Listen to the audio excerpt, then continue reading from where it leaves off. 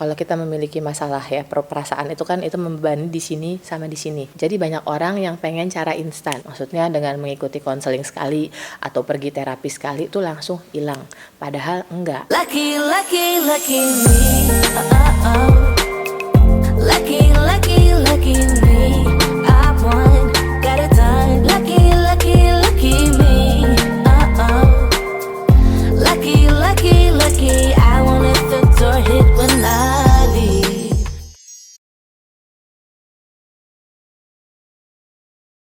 Assalamualaikum, baik lagi di channel Miss Bella Husky. Gimana kabarmu minggu ini? Mudah-mudahan happy dan sehat selalu ya. Ngomong-ngomong, kalian udah denger belum sih kasus yang lagi panas banget? 2 minggu yang lalu itu publik dikejutkan dengan kisah perseteruan antara seorang mbak selebgram dengan seorang psikolog yang lumayan hits di Instagram dan memiliki ratusan ribu follower di Instagram. Salah satu termasuk adalah saya. Singkat cerita, ternyata dari perseteruan ini yang diduga psikolog ini, dia juga membuka training di kota-kota yang biasanya diselenggarakan di sebuah hotel dan diikuti sama ratusan orang dalam sekali sesi. Doi ini juga membuka sesi private, jadi maksudnya kayak counseling one on one. Sekali lagi, saya berpikir dia adalah seorang psikolog. Tadinya sih pemikiran saya lumayan simple aja sih. Kalau misalnya dia ini adalah seseorang yang tidak terakreditasi, kok dia bisa sebebas itu berkeliaran di dunia maya gitu ya, yang membuka praktek hipnoterapi. Ternyata dari perseteruan antara si selebgram dan si psikolog ini baru terungkap bahwa ternyata lelaki ini diduga tidak memiliki izin praktek, dan dari situ juga diduga bahwa dia ini melakukan pelecehan seksual kepada pasien-pasien yang mengaku ingin berterapi dengannya. Karena kasusnya heboh banget gini dan baru pertama kalinya terjadi seorang selebgram dengan melawan psikolog. Nah, jadi banyak juga tuh kayak yang komen yang ngomong, aduh gila nih, serem banget nih gara-gara psikolog kayak gini, gue jadi kapok deh ke psikolog, aduh gue gak mau deh ke psikiater atau ke psikolog, aduh gak mau deh. Yang mana banyak banget waktu saya posting ini di Instagram, banyak juga kayak yang komen, aduh udah kayaknya kalau udah mulai sekarang mendingan kalau ada masalah curhatnya ke Allah aja deh, jangan ke psikolog atau psikiater, serem banget. Nah, jadi inti dari video ini adalah saya ingin mengatakan bukan berarti juga karena satu oknum ini kayak seluruh psikolog atau psikiater di Indonesia ini jadi tercemar nama baiknya. Enggak, itu cuma satu oknum aja. Jadi kali ini saya ingin memberikan tips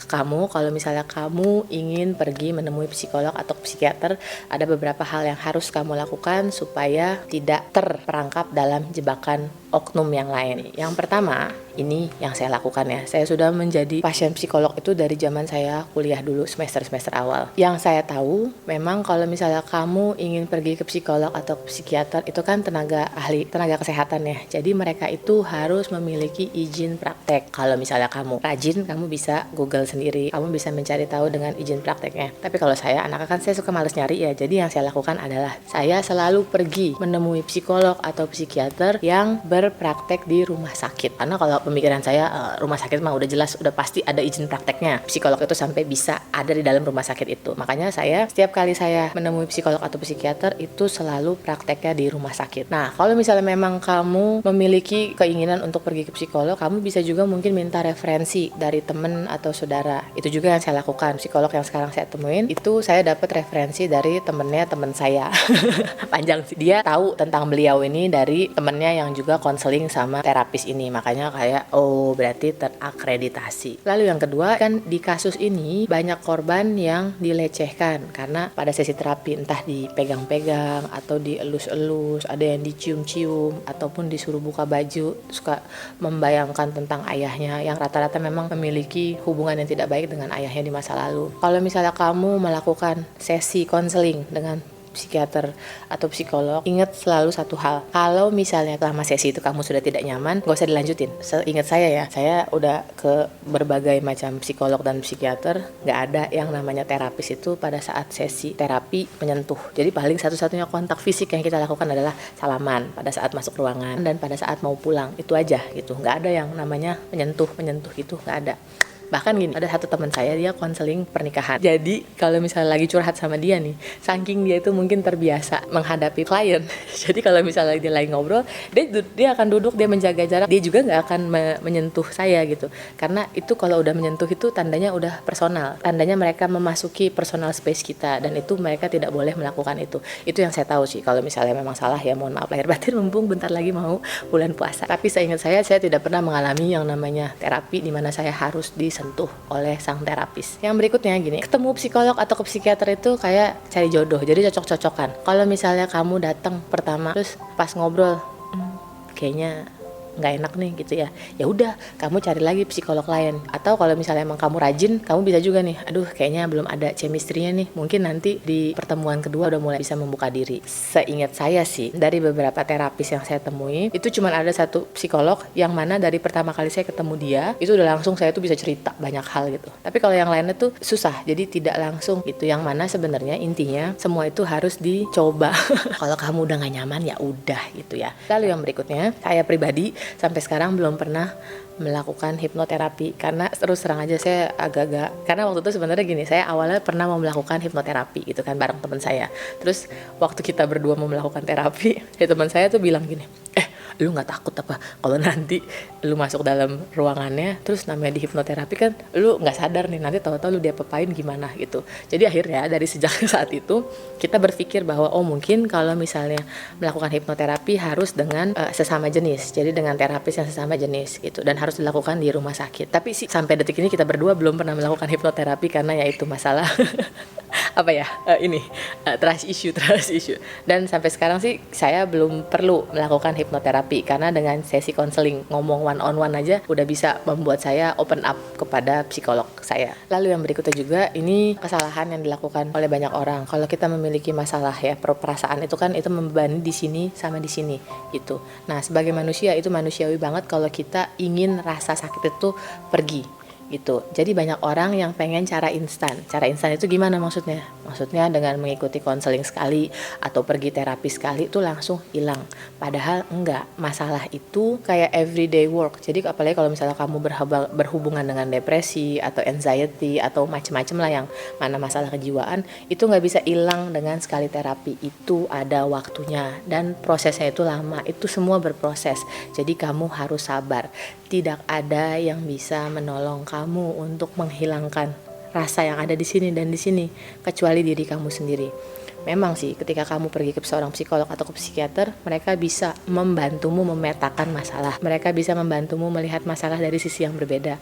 Mereka bisa membantu kamu merubah mindset. Tapi sekali lagi, tetap kamu yang bertanggung jawab penuh untuk dirimu sendiri. Jadi ingat itu, bahwa jangan sampai kamu tuh tergantung dengan siapapun terapismu, entah psikolog atau psikiater. Harus kamu sendiri yang bisa menghadapi masalah di dalam dirimu itu gitu. Nah, tapi mungkin ada beberapa kasus yang mana kronis ya, mungkin juga mereka memerlukan bantuan obat ataupun hipnoterapi. Itu biasanya sih kasus-kasus yang lebih berat.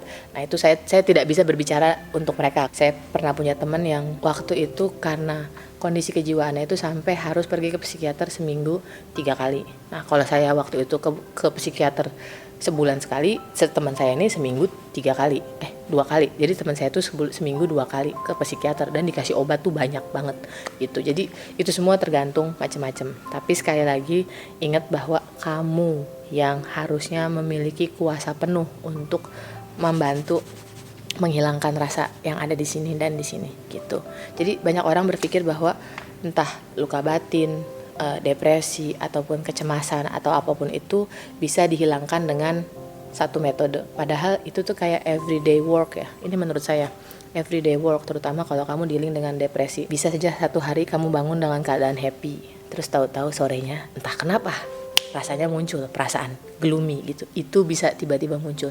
Jadi sekali lagi harus kamu yang tahu caranya menghadapi perasaan itu tanpa bergantung dengan orang lain. Dan ada juga yang bilang kayak kalau misalnya kamu punya masalah curhat aja ke Allah. Iya itu benar juga sih, maksudnya apapun agamanya gitu ya, mungkin curhat aja ke yang maha kuasa. Tapi sebagai manusia kita itu juga memerlukan lawan bicara ketika kita membicarakan masalah. Memang sih berbicara kepada sang pencipta itu, menumpahkan perasaan kita kepada sang pencipta itu bisa dilakukan oleh semua orang dan adalah cara yang terbaik. Tapi sebagai manusia kita juga memerlukan insight. Kita perlu lawan bicara sis. Jadi ya tetap mencari bantuan profesional. Ini adalah saran bagi kamu yang memang memerlukan bantuan tenaga ahli ataupun profesional. Nah, itu aja video kali ini, mudah-mudahan membantu. Saya bukan psikolog, bukan dokter, bukan tenaga ahli. Saya adalah seseorang yang udah bertahun-tahun menjadi pasien psikolog. Makanya saya share tentang ini. Mudah-mudahan bagi kamu yang memerlukan bantuan ahli ataupun psikolog atau psikiater, jangan pernah merasa skeptik untuk pergi mencari bantuan kalau memang kamu memerlukan bantuan. Jangan sampai gara-gara satu oknum ini membuat kamu jadi nggak mau pergi ke psikolog atau ke psikiater. Saya punya pertanyaan nih buat kamu yang mungkin skeptikal untuk pergi ke psikolog atau ke psikiater. Share ke saya dong kira-kira apa yang membuat kamu masih tidak ingin pergi menemui psikolog atau psikiater. Selain soal harga tentunya. Tolong komen di kolom komentar yang ada di bawah ya. Like video ini kalau menurutmu bermanfaat untuk ditonton. Share juga, mana tahu ada teman, saudara, siapapun yang perlu nonton video ini. Jangan lupa subscribe channel ini untuk update tips dan video setiap minggunya. Follow saya di Instagram juga ya @missbellahusky. Jangan lupa subscribe channel ini untuk update tips dan video setiap minggunya. Sampai jumpa dalam video berikutnya dan assalamualaikum warahmatullahi wabarakatuh. Bye dari rumah.